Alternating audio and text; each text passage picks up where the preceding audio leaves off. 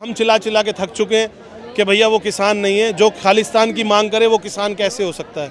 जो देश के प्रधानमंत्री को मारने की बात करे वो किसान कैसे हो सकता है? जो देश के झंडे को पैरों में लेकर आग लगा दे वो किसान कैसे हो सकता है? तो बार बार इस मुद्दे को आप मत उठाओ कि किसान जो मांग कर रहे हैं, किसान जो मांग कर रहे हैं उनकी मांग पर नज़र रखी गई है और जो पूरी होने वाली चीज़ें होंगी वो शायद बीजेपी और प्रधानमंत्री पूरी करने की कोशिश भी करेंगे। अच्छा, एक बात बताइए, ये देखा जा रहा है कि जो आपकी सरकार है उन्होंने तो कोई एक्शन नहीं लिया। किसान जो अपनी पत्थरबाजी लगातार कर रहे हैं उस पर एक्शन तो नहीं लिया, लेकिन ये बोलते हुए दिख रहे हैं कि किसानों को दिल्ली क्यों नहीं आने दिया जा रहा है। ऐसा लग रहा है जैसे पाकिस्तान के बॉर्डर को पार करना पड़ा। भैया देखिए, किसान दिल्ली, मैं एक बात कहता हूँ, हरियाणा में कोई मुद्दा खराब हो गया, हरियाणा के अंदर कोई भी बात है किसी को लेकर हम लोगों ने लड़ाई चालू कर ली, वहाँ पे सड़क जाम कर लिया, तो मेरे हिसाब से हरियाणा के 40% लोग उठ के दिल्ली में नहीं आ जाएंगे। ये आप भी मानते हो? आपने मेन करता धरता बना रखे हैं अपने किसान आंदोलन के। जैसे पिछली बार राकेश टिकैत था और 2-3 सरदार जी थे। अपने 5-7 बंदे आओ, ढंग से बात करो, नहीं बनती बात अपना घर जाओ। अब ये थोड़ी हम ट्रैक्टर लेके आ जाएंगे, हम ट्रक लेके आ जाएंगे, हम तलवारें उठा लेंगे, हम डंडे उठा लेंगे और हम दिल्ली कूच करेंगे। तो भैया दिल्ली वालों ने चूड़ियां नहीं पहनी हुई हैं। कह रहे हैं कि पुलिस वाले उन पे लगातार गोलियां चला रहे हैं, तो स्मोक बम उसके ऊपर। मैडम एक बात सुनो, आप इतनी भीड़ में खड़े हुए हो, हम मोदी जी के लिए अच्छा भी बोल रहे हैं, कुछ लोग बुरा भी बोल रहे हैं, कुछ लोग लड़ भी रहे हैं, झगड़ रहे हैं। किसी पुलिस वाले ने आके गोली चला दी क्या हम पे, या डंडा चला दी हमारे पे? प्यार से समझाया गया था उनको भी प्यार से समझाया गया कि भैया आप पंजाब वापसी जाओ, आप हरियाणा के अंदर मत आओ, एंट्री मत करो, दिल्ली के अंदर एंट्री मत करो, अगर करनी है शांतिप्रिय तरीके से करो। तो उन्होंने नहीं माना, उन्होंने तू तड़ाक भी करी है, पत्थरबाजी भी करी है।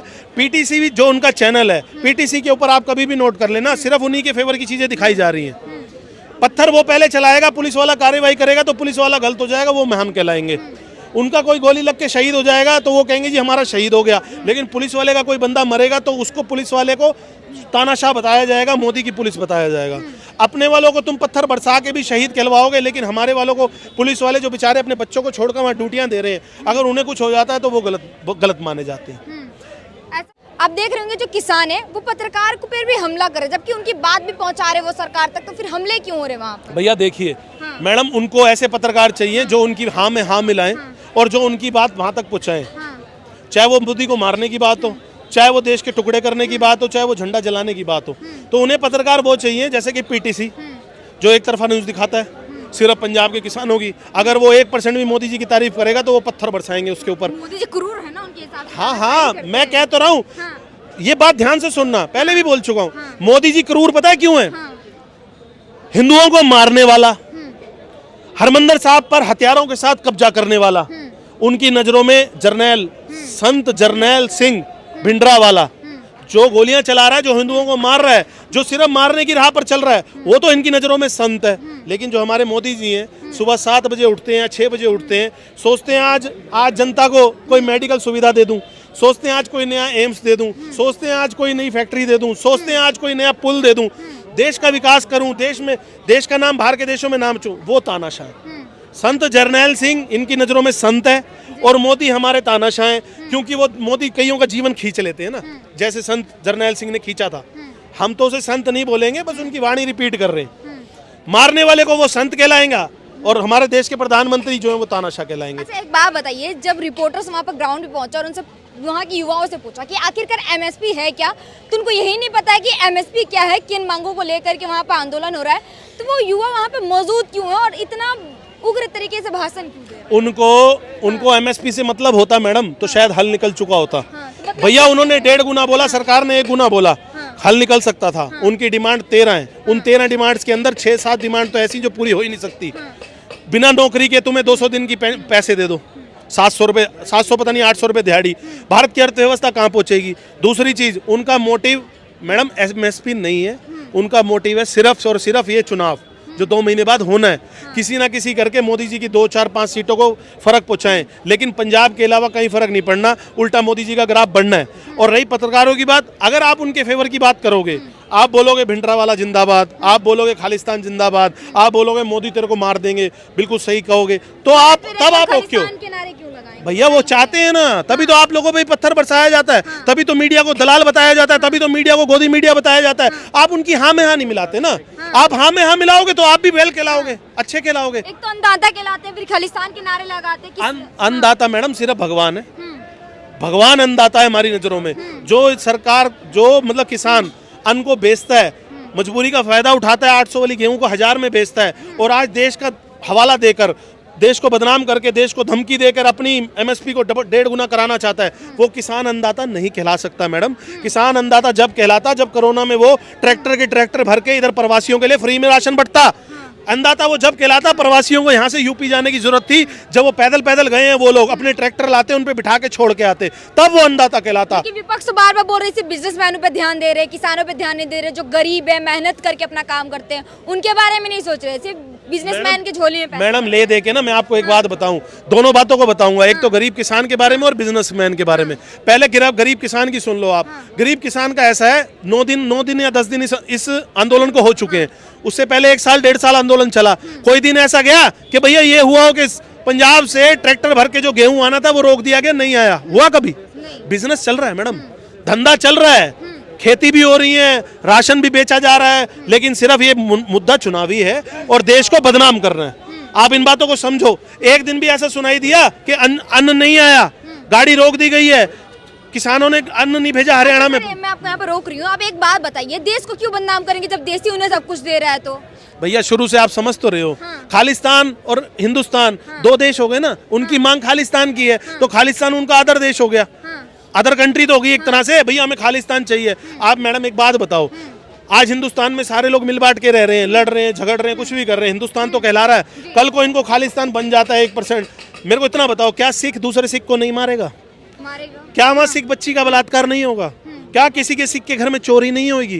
क्या किसी की सिख के घर में झगड़ा नहीं होगा, डाका नहीं डलेगा? जब सब कुछ होगा तो इस देश में रहकर क्यों नहीं, मिल बांट के क्यों नहीं रह सकते? ये सोच मैडम, आपको एक बात बता दूं, पाकिस्तान की जो सोच थी जिस टाइम, जिन्ना और नेहरू, इन दोनों को प्रधानमंत्री बनना था, तभी इस भारत के 2 टुकड़े किए गए। एक ही देश में रह के 2 प्रधानमंत्री नहीं हो सकते थे। दोनों ने प्लान किया, कांग्रेस पार्टी ने प्लान किया और भारत का टुकड़ा पाकिस्तान से अलग कर दिया। पाकिस्तान जितने भी सिख गए हैं आज तक, 1947 से पहले मुसलमान भाई भी हमारे साथ मिलकर अंग्रेजों से लड़े हैं। अंग्रेजों से जो हमारी आज़ादी मिली है हमें, सबने मिल बांट के किया, लेकिन 1947 के बाद बंटवारा कर दिया गया। यही सोच मेरे ख्याल से खालिस्तान की भी हो चुकी है। पाकिस्तान की तरह उसको अलग रहना है। मैं उनसे पूछना चाहता हूँ, एक बार पाकिस्तान की आवाम से पूछो तो सही कि क्या आपका पाकिस्तान महान है? वो कभी भी नहीं बोलेंगे, वो सीधा बोलेंगे भैया हमसे हिंदुस्तान अच्छा। वो चुप इसलिए रहते हैं क्योंकि वहाँ की जो पॉलिसीज हैं, वहाँ की जो सरकारें लोगों को मार देती है जो आवाज उठाता है। चलिए सर, हम आपकी बात मान लेते हैं, लेकिन वहाँ की गवर्नमेंट क्यों चुप है? कुछ खालिस्तानी अगर मान लेते वहाँ पर है, तो गवर्नमेंट क्या कर रही है वहाँ की? वो क्यों नहीं आवाज उठा रही है? वो उनका पक्ष क्यों ले रही है? मैडम गवर्नमेंट का तो काम आपको ही पता है, आम आदमी पार्टी का। उन्हें बच्ची के रेप के मुद्दे से कोई मतलब नहीं है, उन्हें आतंकवाद में ब्लास्ट हो गया उससे कोई मतलब नहीं है, उनको ये दिख गया कोई बच्चा शहीद हो गया, उन्हें उससे कोई मतलब नहीं है। उन्हें वोटों की राजनीति करनी है, उनको सिर्फ हाँ में हाँ मिलानी है और वो हाँ में हाँ मिलाकर ही बने। भैया देखो, आप सरकार बनने से पहले वादे बहुत करते हो। पंजाब सरकार ने वादे बहुत किए, केजरीवाल सरकार ने सब कुछ बोला था उन्होंने मैडम, लेकिन उन्होंने टिकरा क्या डाला लास्ट में? मेरे पास कुछ नहीं है, मोदी जी पंजाब के लिए 5000 करोड़ दे दो, मुझे फ्री में बिजली बांटनी है। तो भैया अपने दम पे बनो, आम चुनाव 2 महीने बाद है, इलेक्शन लड़ो, मोदी जी के मुकाबले में सीटें लाओ, बनो प्रधानमंत्री, कौन मना कर रहा है? मैडम भड़काना बहुत आसान है, मांगों को पूरा करना बहुत मुश्किल है। आम आदमी पार्टी का काम शुरू से दिल्ली वालों को इतना बेवकूफ बना रखा और दिल्ली वाले बन भी रहे हैं। 200 यूनिट बिजली, आज 200 यूनिट भी बिजली मुफ्त नहीं है।